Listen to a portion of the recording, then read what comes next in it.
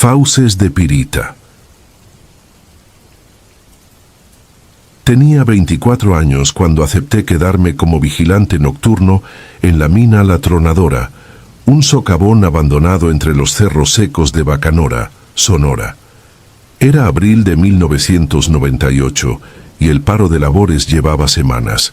La cooperativa necesitaba a alguien que cuidara los explosivos y el equipo mientras negociaban con el sindicato. Yo había trabajado allí desde los 17, así que conocía cada pasadizo, pero nunca pensé que la noche pudiera transformar ese laberinto de piedra en algo que ni la mente más supersticiosa habría imaginado. Llegué poco antes de las 9 con mi linterna de carburo, una radio vieja y un termo de café frío. La bocamina se abría como una herida irregular en la roca, cercada por barrotes oxidados que chillaban cuando el viento bajaba de la sierra. Mientras aseguraba el candado, el eco del metal se mezcló con el ulular de un tecolote, y sentí que el sonido me atravesaba los huesos. Dejé mi mochila junto al viejo winche y me senté a esperar que el reloj se arrastrara hasta el amanecer. Las primeras horas pasaron lentas. El aire dentro del túnel tenía esa mezcla de tierra húmeda, grasa rancia y pólvora que solo conocen quienes han respirado bajo cientos de metros de montaña. Fumé un cigarro tras otro, alumbrando de vez en cuando los costales de nitrato que apilaban contra la pared. Todo estaba en orden. Pero cerca de las 2 de la madrugada, la temperatura bajó como si alguien hubiera abierto una puerta al subsuelo. El vaho salió de mi boca en nubecillas densas y la piel me hormigueó debajo de la camisa. Fue entonces cuando escuché un golpeteo hueco, primero lejano, algo parecido a cuando la talladora se atoraba y lanzaba metralla de piedra contra la madera. Apegué el oído a la oscuridad. No había viento, ni agua escurriendo, ni ratas. El golpeteo se repitió, más marcado, acompañado de un roce áspero, como si arrastraran un costal lleno de cadenas sobre grava seca. Tomé la lámpara y avancé despacio hacia el interior. Dejé atrás los raíles del carrito y crucé la cámara de compresores hasta internarme en la galería principal, donde las vetas de pirita brillaban con destellos dorados bajo el haz de luz. A cada paso el silencio se espesaba. Llegué a la garganta, un tramo estrecho que siempre olía a azufre. Ahí el golpeteo cesó, pero el aire se volvió aún más helado y percibí un olor agrio, casi dulce, como carne almacenada demasiado tiempo. Sentí que los poros se me cerraban. Alumbré adelante y vi partículas de polvo flotando, suspendidas en una quietud antinatural, como si el tiempo se hubiera detenido solo en ese corredor. De pronto, a unos 20 metros, algo se agitó contra la pared. Primero creí que era un tramo de vigas desprendiéndose, pero la sombra se despegó de la roca y se deslizó hacia mí con un movimiento lento, ondulante. El reflejo de la lámpara reveló una piel oscura, casi aceitosa, incrustada de cristales relucientes. Medía al menos 3 metros, tal vez más, y se deslizaba en silencio, dejando una huella serpenteante sobre el escombro. Me quedé inmóvil, presa de un terror que no sabía que podía sentir. Entonces la criatura levantó la sección delantera y comprendí que no era una serpiente. El cuerpo terminaba en algo parecido a un torso humano. Encima, una cabeza femenina, pálida, con los pómulos hundidos y los ojos tan negros que absorbían la luz. Los cabellos largos y enmarañados parecían hebras de mineral quemado. Cuando su boca se abrió, no emitió sonido, pero vi una hilera de dientes tan opacos como puntas de taladro.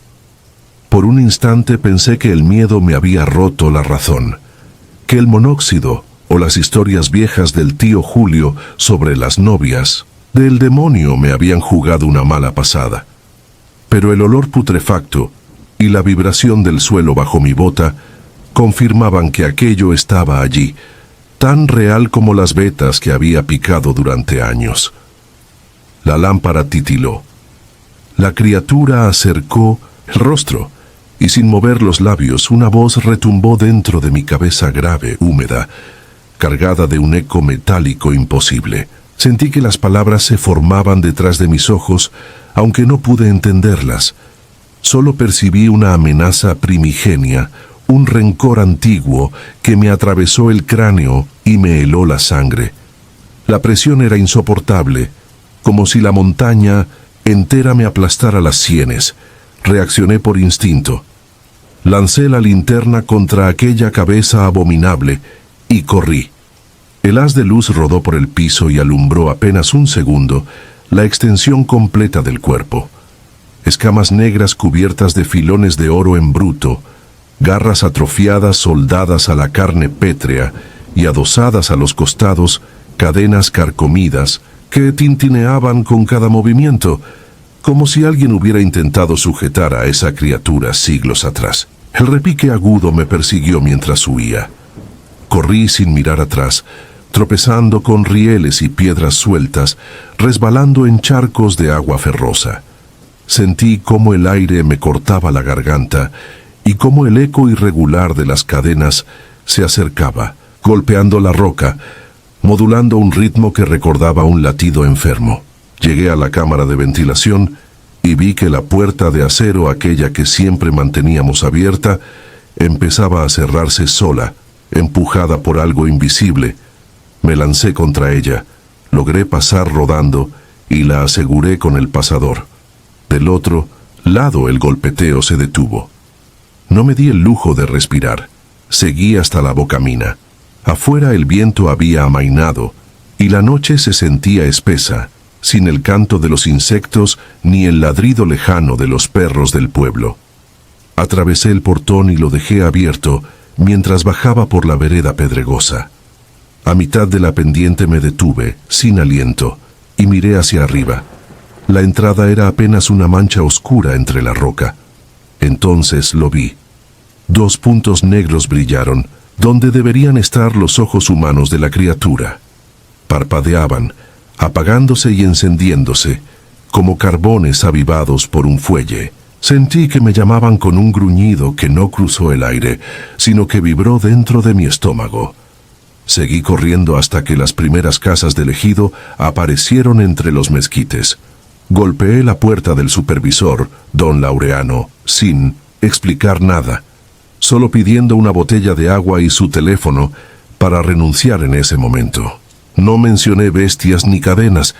Dije que el túnel estaba inestable, que había escuchado desprendimientos. Cualquier excusa servía con tal de no volver. Al día siguiente, un ingeniero subió con un capataz y 2 peones a revisar. Hallaron mi lámpara sin combustible, rota contra la pared, y restos de óxido viejo sobre las huellas frescas de mis botas. Nada más. Sin derrumbes, sin grietas nuevas. El ingeniero me dijo que seguramente había sufrido hipoxia y alucinado, que la mente hace cosas raras bajo la tierra. No insistí. Ya no me importaba convencer a nadie.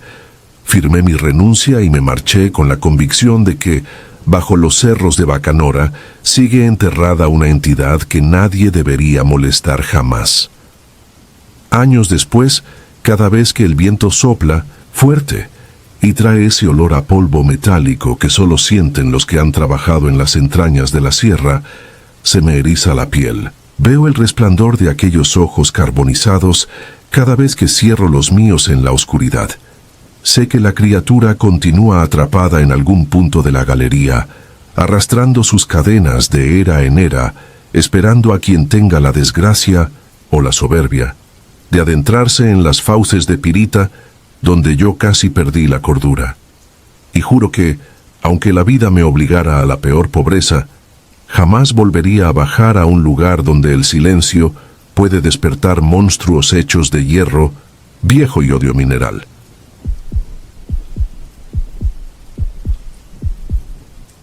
Bajo el lamento. Tengo 69 años, y estas líneas las dicta mi memoria a mi nieta Lucía, para que queden escritas tal como las recuerdo, sin adornos ni falsedades. No voy a repetir nombres conocidos, ni lugares ya célebres por sus leyendas. Hablaré en cambio de la mina San Ramón de los Pozos, un yacimiento de estaño perdido entre los farallones de la sierra de Tayabamba, al norte de Perú.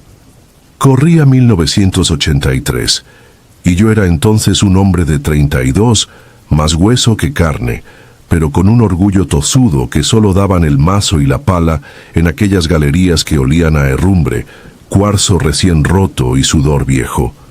San Ramón ya era anciana cuando llegué. Abierta a finales del siglo XIX, tenía 3 niveles principales y una telaraña de chimeneas abandonadas que se habían ido sellando con piedras sueltas, como cicatrices mal cerradas.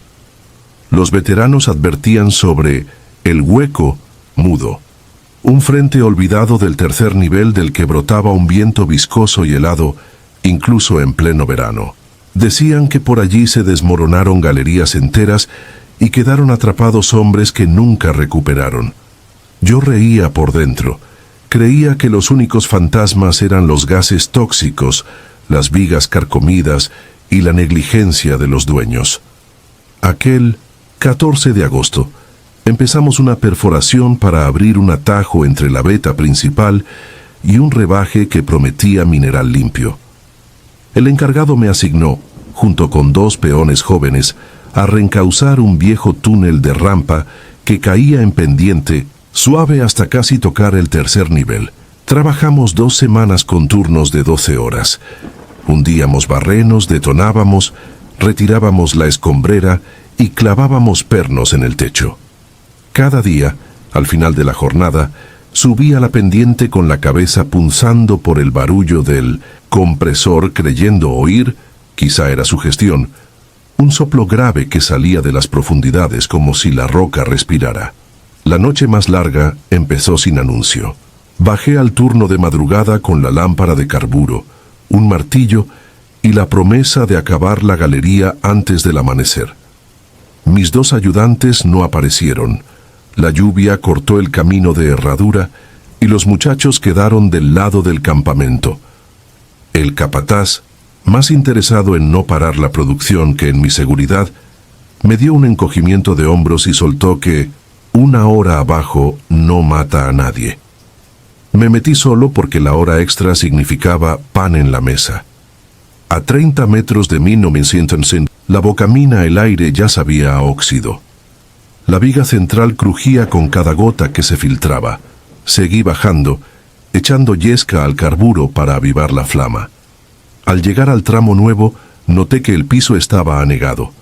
El agua coloreada de hierro reflejaba mi luz en destellos carmesí. Me arrodillé para revisar una manguera y allí escuché el primer quejido. Un sonido acuoso, arrastrado, como si alguien exhalara con los pulmones llenos de lodo. Se me erizó el cuero cabelludo. Giré la lámpara. Nada. Solo el martilleo distante de la lluvia en el cerro. Bajé otros 10 metros, tenso, y el túnel pareció entorcharse. El techo descendía formando una curva extraña, casi orgánica, diferente al trazo recto que habíamos picado. Creí que estaba desorientado. Juraría que aquella parte aún no se excavaba. Avancé, pues la pendiente suave me devolvía hacia el tercer nivel. Reconocí entre penumbra la tapia que sellaba el hueco mudo, esa galería maldita que todos evitaban. Sentí un calor de fiebre, aunque el sudor me nacía frío. Sobre la pared tapada habían aparecido marcas de uña, largas, paralelas, como arañazos de bestia que hubiese peleado para salir. Una corriente imposible, helada y densa, se coló bajo el tablón y me apagó el carburo. Quedé a oscuras absoluta. El silencio me apretó como plancha en el pecho, y entonces entendí cuánto ruido hace el corazón cuando uno cree que se va a morir. Saqué mi encendedor para reavivar la lámpara. La chispa titiló, y vi fugazmente una silueta ligera que cruzaba el túnel frente a mí, blanquecina, descalza, cubierta de harapos que goteaban. Aquella imagen duró menos que un parpadeo, pero bastó para que me congelara. Me negué a aceptar lo visto. Encendí la lámpara con mano temblona. La flama reveló las paredes húmedas y la puerta de tablas astilladas. Di un paso atrás. Las vigas crujieron como si respiraran y escuché un lamento de mujer. Un gemido cavernoso que, en vez de rebotar, pareció emerger dentro de mi cráneo. Otra vez el frío sopló y mi luz comenzó a vacilar. Las sombras, movidas por la llama inestable, parecen tomar forma humana en las vetas de la roca. Noté entonces que el agua del suelo se agitaba sin causa y subía el nivel en ondas concéntricas. Un reflejo se dibujó en la lámina líquida.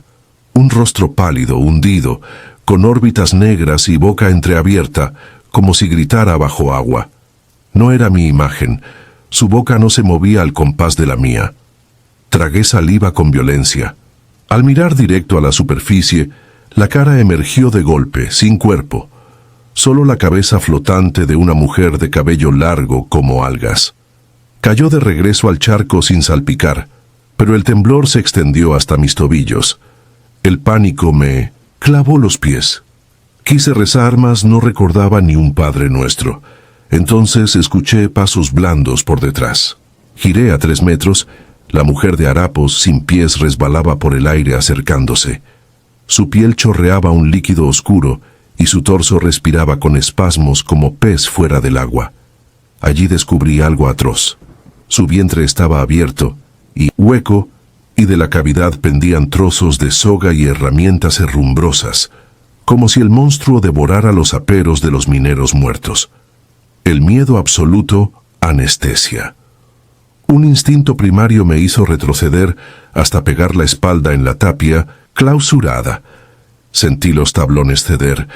El hueco mudo respiró un hálito que olía a tierra podrida y fuego viejo.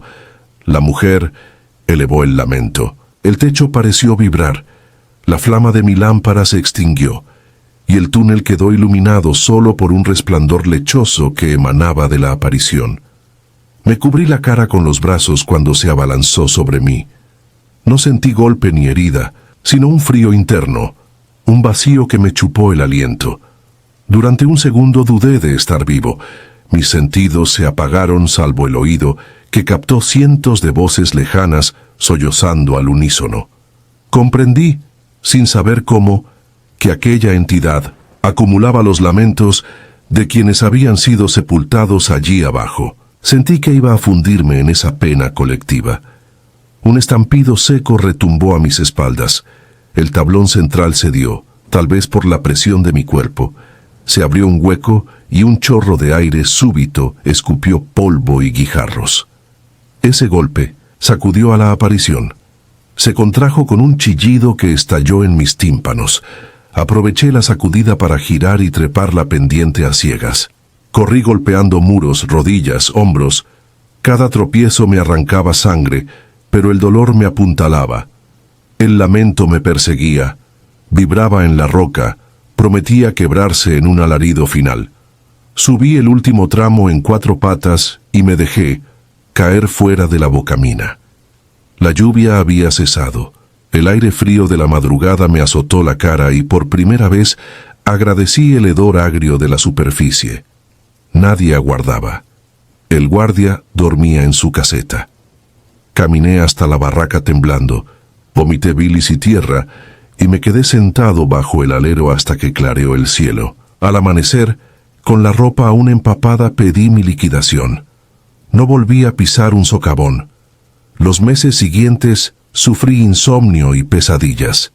Cada vez que cerraba los ojos, el túnel se abría ante mí y esa mujer surgía sin vientre, cargando tablones y picos oxidados en su cavidad. Despertaba jadeando, convencido de que en la oscuridad de la habitación se oía el rumor de muchos llantos. Los médicos llamaron trauma laboral, a lo que era, para mí, la prueba de que algo impuro habitaba allí abajo. En 1990, un periódico de provincias publicó que San Ramón de los Pozos quedó clausurada tras un derrumbe masivo. 8 obreros desaparecieron y los rescatistas, al intentar llegar al tercer nivel, escucharon, según el parte, Voces de mujer procedentes del hueco. La nota no fue más allá y la compañía pagó para silenciar detalles. Yo todavía conservo aquel recorte amarillento como recordatorio de que mis fantasmas no eran alucinación. Hoy, cuando el viento golpea las tejas de mi casa andina, me parece oír de nuevo aquella brisa húmeda que se filtraba entre las vetas. Sé que la sierra guarda su fauna de espectros mineros, almas que jamás hallaron salida, y algo, o alguien, que se alimenta de su pena. No pretendo advertir a nadie. Cada quien escoge su infierno. Solo escribo esto porque la memoria de los vivos es el último farol que queda encendido en los corredores del subsuelo. Cuando se apague, el lamento volverá a ser dueño de la oscuridad, y ninguna barricada de tablones podrá retenerlo.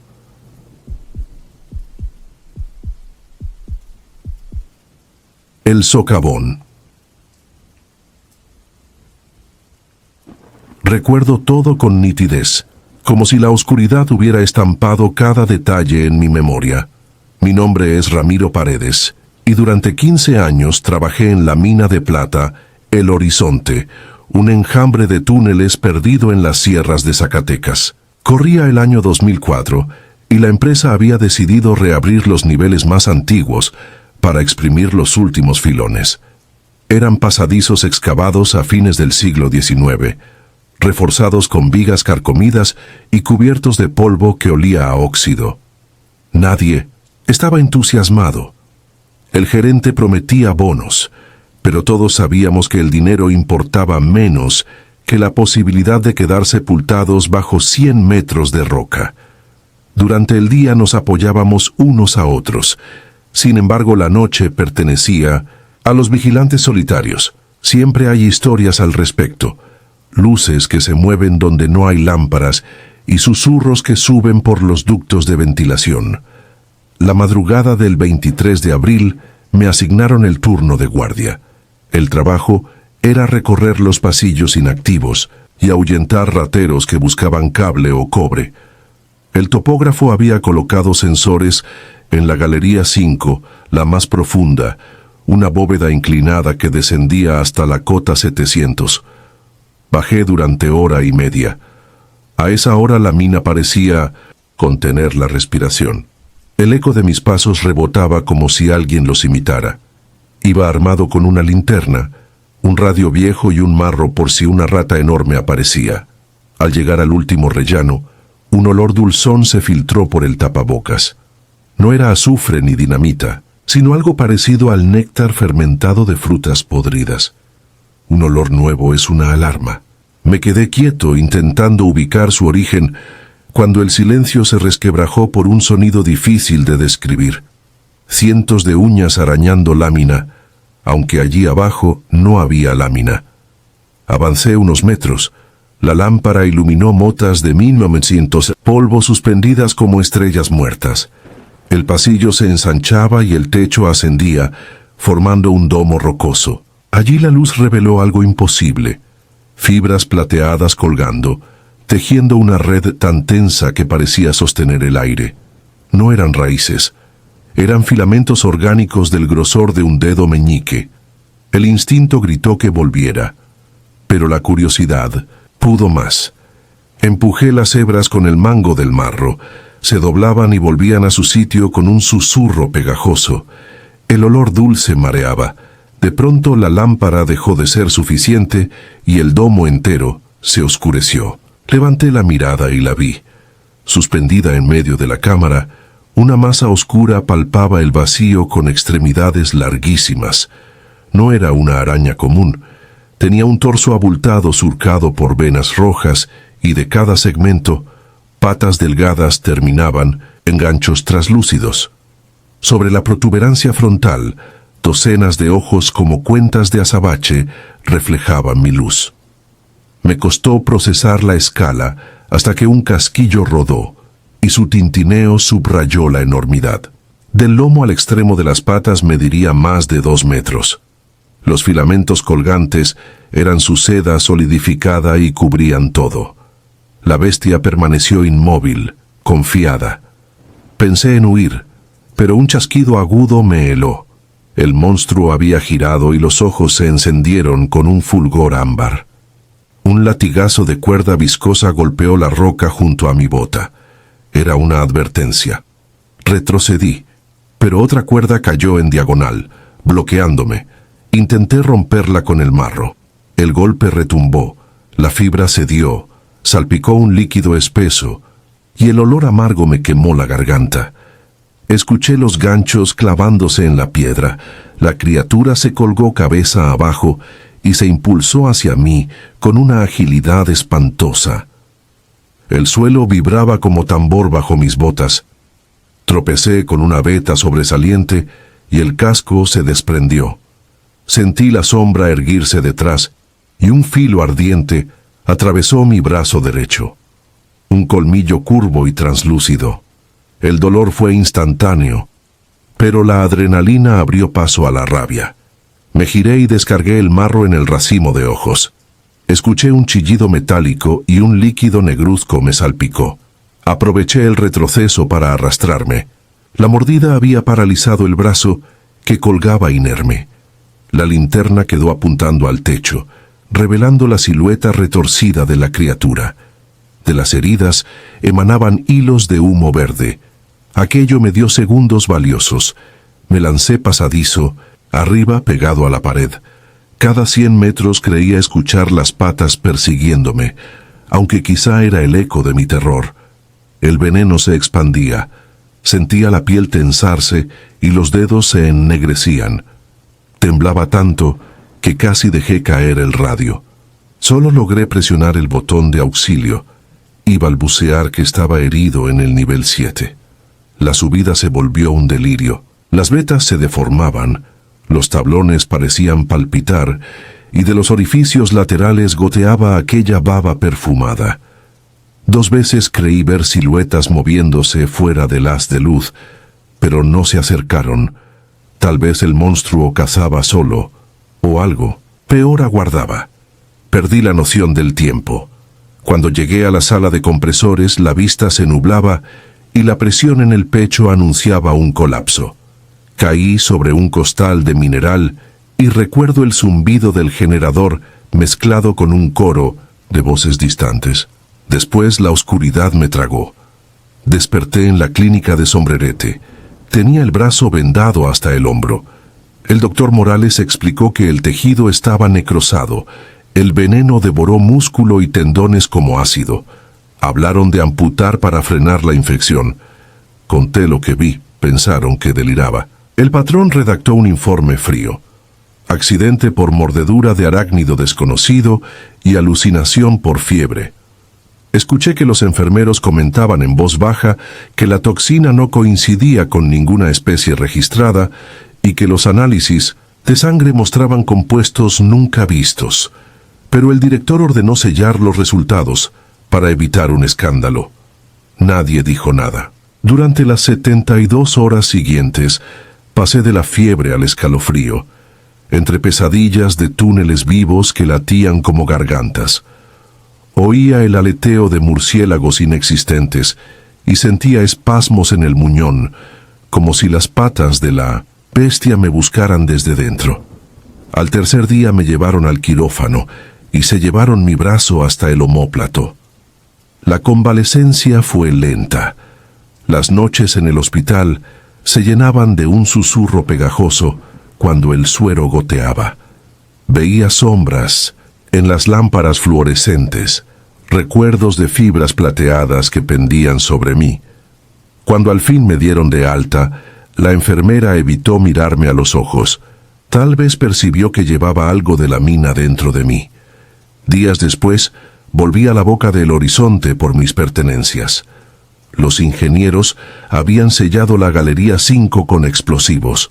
El cerro escupió una nube de polvo y, según ellos, enterró cualquier peligro. Pero mientras me marchaba, noté un destello cobrizo en el talud recién derrumbado.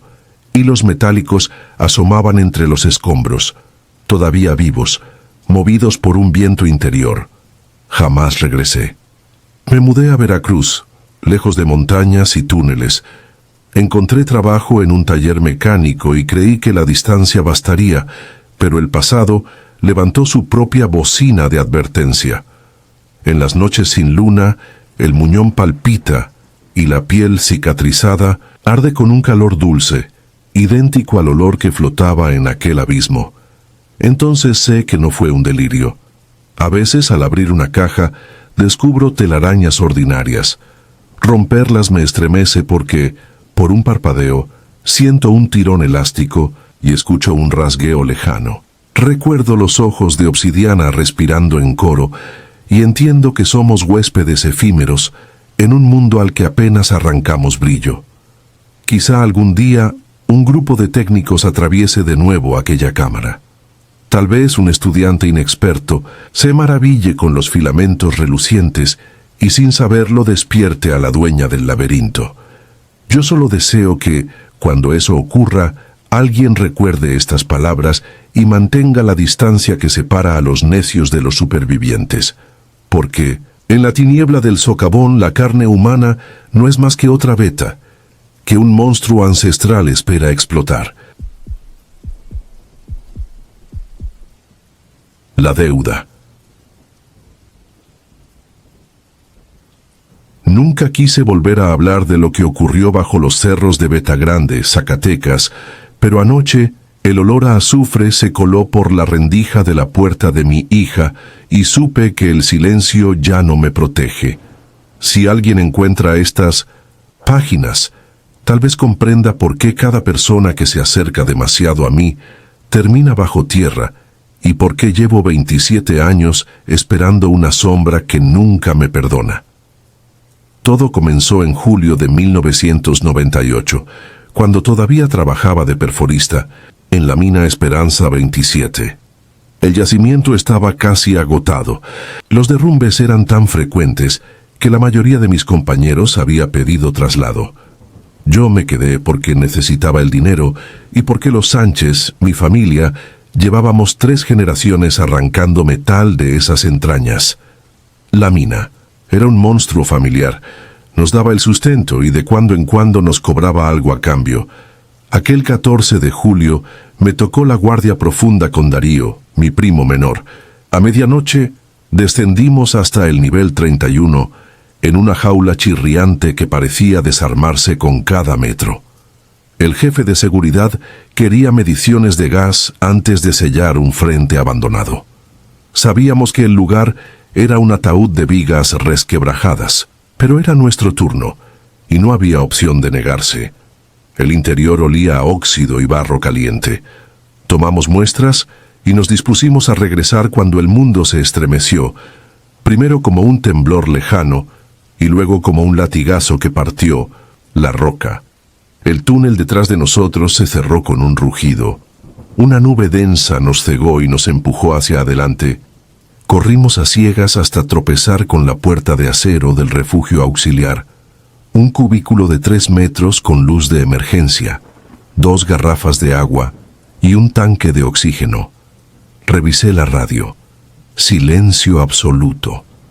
Arriba tardarían horas, tal vez días, en notar nuestra ausencia.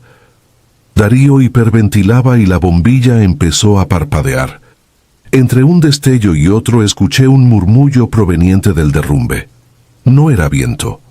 Era un canto grave que pronunciaba mi nombre, con una cadencia tan antigua que erizaba la piel. La bombilla murió.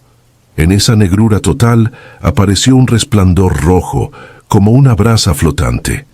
Las ascuas se unieron y formaron la silueta de un hombre altísimo, impecable, sin casco ni polvo.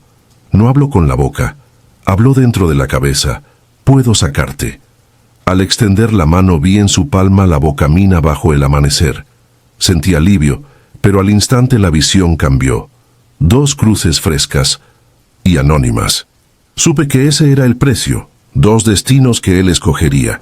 Pensé en mi esposa, en la bebé que apenas cargaba los domingos, en mi madre rezando por mi turno nocturno. Pensé también en las estadísticas brutales de la minería. Darío comprendió la oferta al mismo tiempo. Sus ojos buscaron en los míos una respuesta. El ente aguardaba, inmóvil. Intenté negarme, pero una presión helada me oprimió el pecho. «Elige», ordenó sin voz. Antes de desmayarme murmuré un sí que apenas escuché. El resplandor se apagó y un estallido sacudió la puerta. Cuando recobré el sentido, el derrumbe estaba limpio como si nunca hubiese ocurrido. La galería hacia la superficie aguardaba despejada. Ayudé a Darío, que cojeaba por un esguince, y comenzamos a ascender guiados por la luz tenue de mi lámpara de repuesto. A las 4 de la mañana nos encontró la cuadrilla de rescate. Dijeron que un pico súbito de metano había disparado la alarma y que al bajar hallaron el túnel milagrosamente abierto. A Darío lo enviaron al hospital. Yo apenas tenía rasguños. Mientras me evaluaban, escuché al capataz explicar que el compresor principal se encendió solo y marcó la alerta. Algo imposible porque estaba fuera de servicio.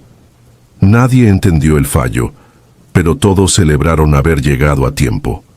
La primera muerte llegó 24 horas después. El ingeniero de ventilación, el mismo que insistió en nuestra inspección, cayó desde lo alto de la torre metálica y se partió el cráneo. 2 días más tarde, la enfermera que atendía a Darío resbaló en un pasillo y se desnucó. Reconocí el patrón.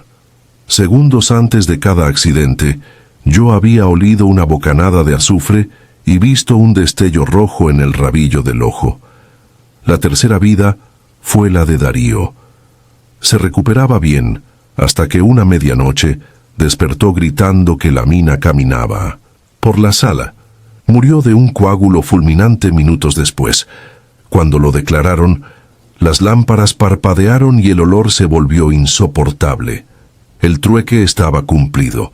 Abrumado por la culpa, firmé la renuncia la mañana siguiente y abandoné Zacatecas sin despedirme.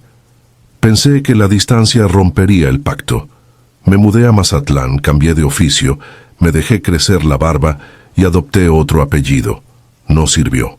Los años se midieron por tragedias absurdas que golpeaban a cualquiera que me ofreciera una mano. Un mecánico que me vendió un coche, la maestra de mi hija que me pidió apoyo en la kermés, el sacerdote que escuchó mi confesión. Cada vez se repetía la secuencia: olor a azufre, parpadeo de luces, muerte instantánea. Me convertí en un paria voluntario. Consulté curanderos, chamanes, psiquiatras. Quemé ropa, cargué crucifijos y amuletos mineros. Ayuné 40 días, me cubrí de sal. Nada detuvo al cobrador. Comprendí al fin que mi aceptación no fue un trato limitado, sino la apertura de una veta que nunca se agota. Mi salvación alimenta una cosecha de vidas sin número, y mi existencia sirve de ancla para que la criatura elija a su antojo. Ahora mi hija, que ya tiene 27 años, planea casarse. Hace una semana, durante la cena familiar, el foco colgante titiló 3 veces y un calor de horno recorrió el comedor. Ella no notó nada, pero yo casi vomité al inhalar el azufre. Desde entonces, cada madrugada despierto con el zumbido de taladros imaginarios y con la certeza de que la rueda se acerca a mi sangre. Trabajo como vigilante nocturno en un almacén portuario. Creí que la soledad me mantendría lejos de los demás, pero hasta allí me sigue. Hace 5 días, un montacargas se soltó cuesta abajo y aplastó al capataz que firmó mi contrato. 2 testigos dijeron haber visto una chispa roja bailar entre las ruedas antes del impacto. Yo estaba en la garita, paralizado. Ayer, al terminar la jornada, un indigente se acercó en el muelle. Tenía la ropa hecha jirones y aún así se le notaba erguido, casi elegante. Pensé que pediría dinero, pero se inclinó y susurró: «Faltan pocas vueltas de la rueda». Sonrió con la misma boca que vi en el refugio y se desvaneció en la bruma costera. Era el cobrador usando otro rostro. Por eso dejo este testimonio. Si mañana mi familia amanece muerta o yo desaparezco sin rastro, no fue locura ni coincidencia. Busquen en Beta Grande y verán la brasa roja que mendiga favores. Y si alguna vez, atrapados bajo toneladas de roca, un caballero sin polvo les ofrece la salida, no respondan. Abracen la oscuridad, dejen que la mina los trague y recen para que la muerte sea definitiva, porque su mirada es para siempre. La lámpara. Sobre mi escritorio oscila mientras escribo estas líneas finales. El pasillo huele a azufre. Oigo pasos lentos subiendo la escalera. Pronto vendrá por la cuota siguiente. Ojalá estas palabras sirvan como última lámpara. Cuando se apaguen, entenderán que toda luz en el fondo se paga. Ojos de tizne. Me llamo Rosario Andrade, y cada palabra que escribo vibra como mi pulso la madrugada en que abandoné la quebrada del Cora, un caserío tragado por la selva lacandona de Chiapas. Era 2011. Recién graduada, acepté mi servicio social, allí porque las plazas urbanas estaban saturadas y porque el orgullo juvenil me hizo creer que podía con todo. Mis padres me despidieron entre abrazos, convencidos de que aquello sería apenas una anécdota pintoresca. Cuando las aspas del helicóptero se perdieron, quedamos solos. Yo, el zumbido de los insectos y una humedad que lo escarchaba todo. La clínica era una barraca de madera, 2 camillas oxidadas, una estufa de alcohol para esterilizar instrumental, un pequeño botiquín lleno de sales de rehidratación caducadas. El generador escupía chispazos, los sueros se enfriaban en una nevera de queroseno y la radio comunitaria moría al ponerse el sol. Los niños me espiaban desde los arbustos como si fuera un animal extraño. Las mujeres apartaban la mirada. Los hombres solo aparecían cuando la fiebre del dengue los tumbaba. Aprendí a escribir historias clínicas a la luz de una vela, rodeada de polillas que golpeaban el vidrio como uñas diminutas. 2 semanas después escuché por primera vez el nombre de Amador Uc. Una partera lo musitó mientras curaba la gangrena de un anciano. Que no te pase lo de don Amador. Pregunté quién era. Respondieron con un silencio pétreo. Averigüé que vivía solo en un altozano cubierto de ceibas, lejos de los fogones del caserío. Nadie subía allí. Decían, con los ojos clavados en el suelo, que en ese lugar el tiempo no anda derecho. La frase me acompañó como un zumbido. Pronto, noté cosas que escapaban a la lógica. Las gallinas cacareaban de noche. Los gallos cantaban a las 2 de la tarde. La luna salía roja en cuarto menguante. Mi reloj de pulso se atrasaba 13 minutos exactos cada madrugada. Lo anotaba todo, convencida de que encontraría una explicación.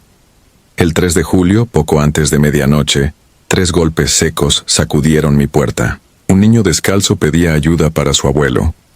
Tomé el maletín y lo seguí por un sendero que brillaba bajo la luna como una cicatriz húmeda. El aire olía a musgo podrido con un regusto agrio de fruta fermentada.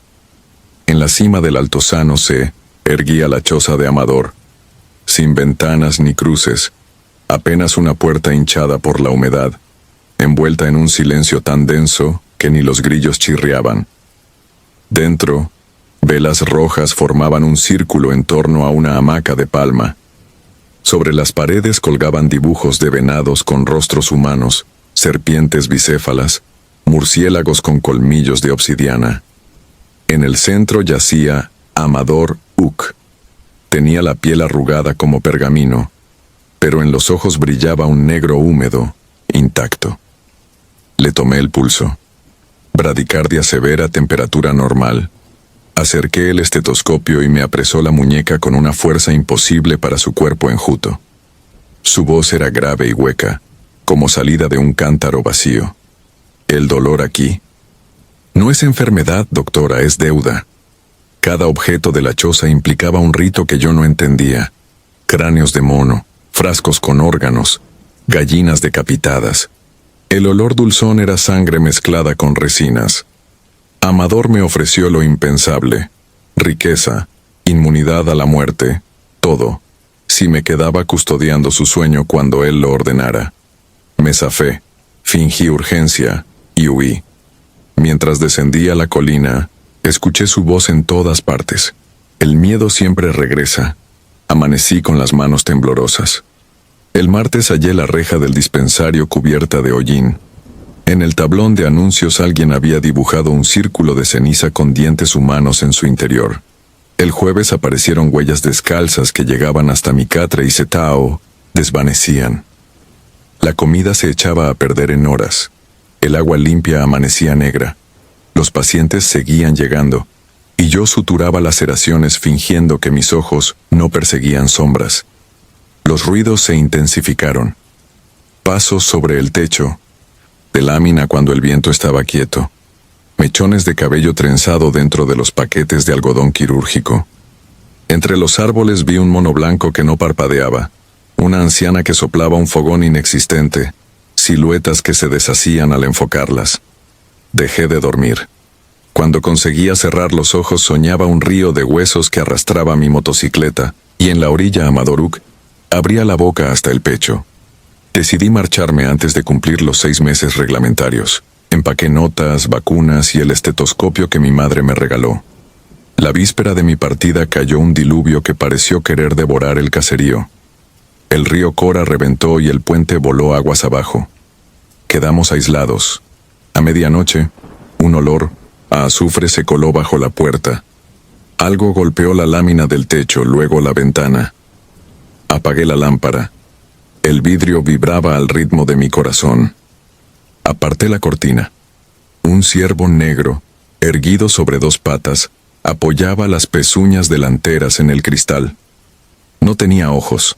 Allí solo había círculos tiznados que parecían absorber la escasa luz. Se quedó hasta el alba.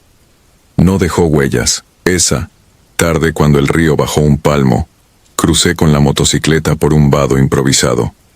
Avancé entre barriales y ramas derribadas. Cada 100 metros sentía algo rozar mi mochila. La brecha desembocaba en la carretera federal, pero un retén improvisado me cerró el paso.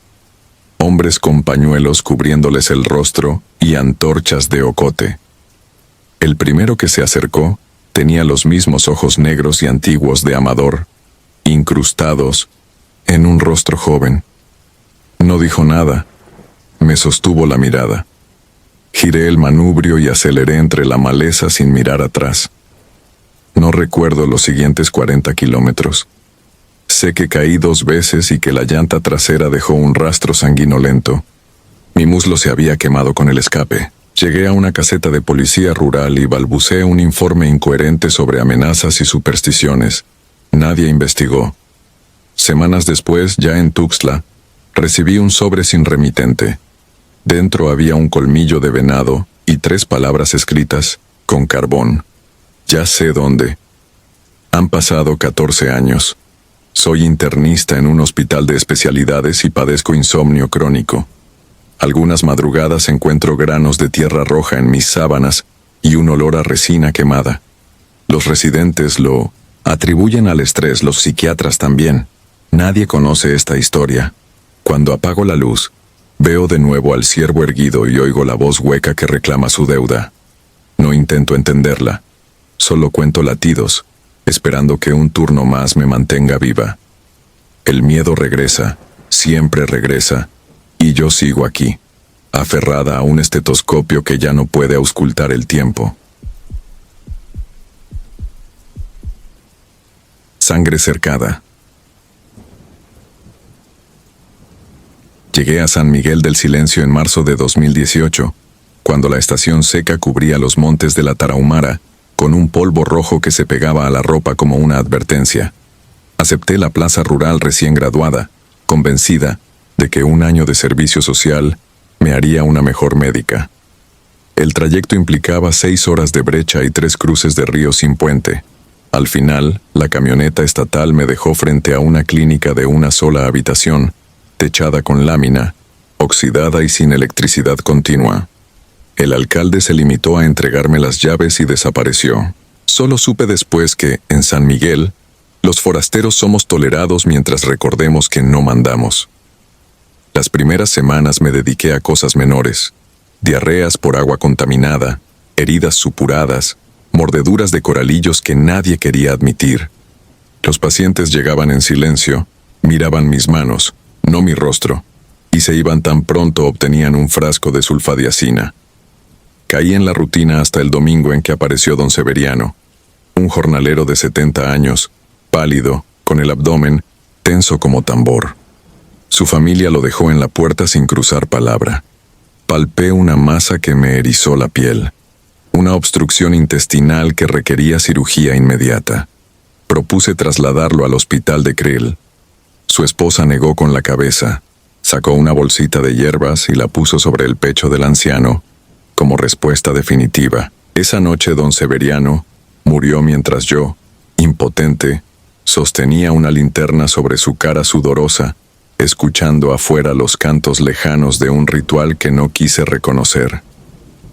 Intenté ganar confianza visitando casas, explicando con calma la utilidad de los antibióticos, pero cada conversación terminaba cuando alguien mencionaba a la abuela Amalia, curandera a la que los lugareños atribuían pactos con santos y demonios por igual. La abuela parecía estar en todas partes sin dejarse ver. Una tarde, antes de que anocheciera, hallé un gallo decapitado colgado del picaporte de la clínica. La sangre formaba un círculo perfecto alrededor de mis huellas. Limpié sin pensar y continué trabajando como si aquello fuera barro, no una advertencia. La tensión se volvió terror verdadero el 14 de mayo.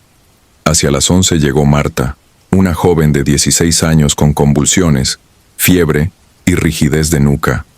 Sospeché meningitis, cada minuto contaba. Convencí a su padre de la urgencia, y juntos metimos a la muchacha en la cama de su vieja pick-up. Iniciamos el descenso por el único camino de terracería, pero a menos de 400 metros apareció un cordón humano. Hombres y mujeres alineados, antorchas en mano, inmóviles, bloqueando el paso. Bajé con mi maletín y pedí que nos dejaran avanzar. Nadie respondió. Solo una voz infantil, surgida de ninguna parte, murmuró que los hijos del cerro no cruzan el umbral sin ser llamados. Las llamas iluminaron rostros en los que no vi ira, sino una convicción inquebrantable que me heló la sangre. El padre de Marta empezó a temblar. Comprendí que él conocía la regla y que mi plan se había vuelto imposible. Regresamos a la clínica, donde pasé la noche ventilando a mano a la paciente mientras afuera los mismos cantos, descubrí, subían en intensidad cada vez que Marta se retorcía. Murió al amanecer, cuando el silencio del pueblo fue tan absoluto que escuché mis latidos como tambores vacíos. Quise renunciar esa misma mañana, pero la salida del valle era imposible sin transporte oficial, y la camioneta mensual de la secretaría no regresaría hasta el día 23. Así que me aferré al deber. Dormía poco, revisando a los vivos y vigilando a los muertos porque, en San Miguel, el dolor no terminaba con la muerte. Los familiares introducían agujas en los talones del difunto para que el alma no escapara antes del velorio, y cada cuerpo que yo intentaba certificar salía cubierto de pequeñas manchas rojas que no me permitían explicar. El caso que quebró mi cordura ocurrió 5 días antes de mi salida asignada. Una embarazada de nombre Úrsula llegó sangrando, con trabajo de parto detenido y presión bajísima. Reconocí un desprendimiento placentario. Sin cesárea, madre e hijo estaban perdidos. Rogué por una ambulancia. Su esposo se negó. Pedí un burro. Me ignoró. Mientras preparaba oxitocina, la curandera, al fin en persona, entró sin permiso. Tenía la piel color tierra reseca, ojos opacos y una trenza tan larga que parecía raíz. Sin mirarme, extendió una cinta de Ixtle, la colocó alrededor del vientre de la paciente y empezó a recitar un salmo distorsionado con nombres antiguos. Quise detenerla, pero Úrsula me aferró la muñeca con fuerza sorprendente. Sus uñas se hundieron hasta sangrarme. Una contracción la arqueó, y entonces escuché un crujido interno, un sonido blando y húmedo que jamás debería oírse en un cuerpo vivo. El líquido amniótico salió negro. Una sombra de dedos sobresalió debajo de la piel. Podía verla moverse como si aquel bebé buscara salirse por un lugar equivocado. La curandera cantó más alto. El ritmo de su voz coincidía con el latido frenético del monitor de pulsioximetría que yo había traído con mis ahorros. Luego todo quedó mudo. La pantalla se apagó de golpe. La llama del quinqué titubeó, y Úrsula exhaló algo que no parecía aire, sino humo gris azulado que se disipó en forma de espiral. No recuerdo cómo limpié el cuerpo ni dónde enterraron al niño. Sé que, al salir de la clínica, tropecé con mi propio maletín abierto. Todo el instrumental estaba retorcido, como si manos diminutas lo hubieran doblado mientras yo asistía al parto. Volví a oír los cantos, esta vez detrás de cada pared. Tomé mi libreta de registros, guardé unas cuantas jeringas y caminé, sin rumbo hasta que las sombras de los pinos fueron tan largas que me cubrieron entera. Me refugié en la vivienda asignada, atranqué la puerta y quemé el uniforme, convencida de que la tela arrastraba el olor a aquel humo imposible. La madrugada del 22, víspera del relevo oficial, me despertó un repiqueteo insistente contra la lámina del techo. Pensé en lluvia, pero al asomarme vi piedrecillas ensangrentadas que caían desde el oscuro. En cada una, reconocí pequeños trozos de piel, como si alguien hubiera lijado un cuerpo humano y dispersado sus restos. No grité. Sentí que mi voz no me pertenecía. Me senté en el suelo y aguardé a que amaneciera con los ojos abiertos, hasta que la luz trajo un silencio nuevo, distinto, como si ya no quedara nadie para cantar. Cuando la camioneta institucional entró, el chofer encontró la clínica vacía. Yo aguardaba afuera, maleta en mano, con la certeza de que si me quedaba un día más, mi nombre también sería cantado por la noche. No hubo despedidas, ningún poblador salió a la calle, no se escuchó un solo paso, como si el pueblo hubiera decidido contener la respiración hasta que yo desapareciera de su memoria.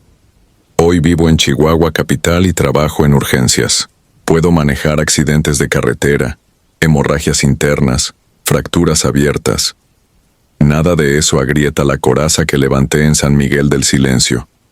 Mi verdadero terror comienza con cosas pequeñas. El olor a tierra mojada, un círculo de sangre sin dueño, el sonido de pasos que se detienen justo afuera de una puerta. Hay noches en que la sirena de la ambulancia coincide con un murmullo que solo yo escucho. Un canto trenzado con el llanto de un recién nacido que jamás respiró. Entonces recuerdo que la Tarahumara está llena de barrancas donde ni la ciencia ni la ley importan, y que hay pueblos encallados en el tiempo donde la muerte dicta sus propias reglas. Cierro los ojos, trato de dormir, pero la sombra de aquella cinta de Ixtle se desliza sobre mi colchón como una serpiente paciente. Sé que un día despertaré y la encontraré anudada alrededor de mi vientre, recordándome que ciertos cercos nunca se rompen, solo se corren unos kilómetros para que la sangre los alcance. Si disfrutas de los relatos, te invitamos a apoyarnos con un like y un comentario, ya que eso nos ayuda muchísimo.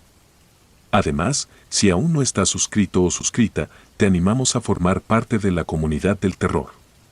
Muchas gracias por escucharnos y por tu apoyo.